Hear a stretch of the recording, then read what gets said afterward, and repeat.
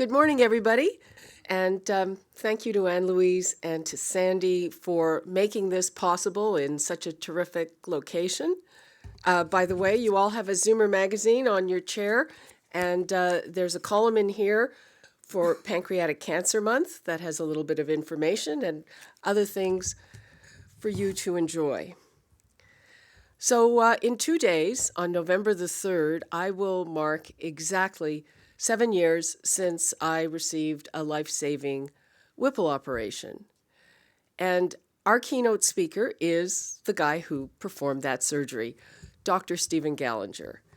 Now, I had spent months back then trying to figure out what was wrong with me, and I was finally diagnosed with pancreatic cancer in one of the downtown emergency rooms, and that was really a harrowing experience.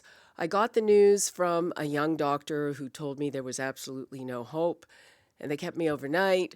And I woke up when there was a big commotion. I was in the hallway, and they found a dead rat near my bed. And after 2 days of this, the GI resident came to me and said, "I finally have some good news for you." And that was that Dr. Gallinger had agreed to accept me as his patient.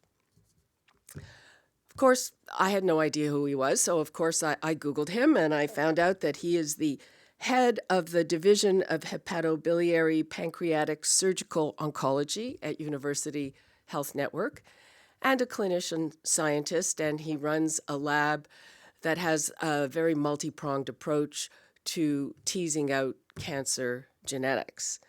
And really, his interest in genetics was what made the biggest difference for me, because by the time I went to see him, I already knew that I had a genetic mutation called BRCA2. And with that information, Dr. Gallinger and Dr. Malcolm Moore and their team were able to come up with a treatment that shrank my tumor enough for me to be able to have that surgery, which left me cancer-free. So that was the good news for me. And that was certainly enough for me, but it wasn't enough for Steve, for Dr. Gallinger, because once that was done, he had to find out how many other people had this mutation that caused pancreatic cancer. And then he had to identify them so that he could give them the same treatment that worked so well with me. And after that was done, he is still working on research to figure out why that particular treatment doesn't always work so well with other people with that mutation. And of course, that mutation causes a small subset of pancreatic cancer, but there are others, particularly in families that have rampant pancreatic cancer, and he and his team of scientists have been searching for those mutations. So in exchange for all the good things that he did for me, I gave him my tumor.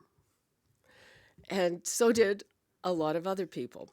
They gave him their tumors, and Steve and his team have a pretty extensive tumor bank now. And if you go into the bowels of the Samuel Lunenfeld building that's across from Princess Margaret, there are these huge vats with kind of frozen smoke coming up out of them where the tumors are stored. And so today he is going to talk to us about what the tumors tell us. Ladies and gentlemen, Dr. Stephen Gallinger.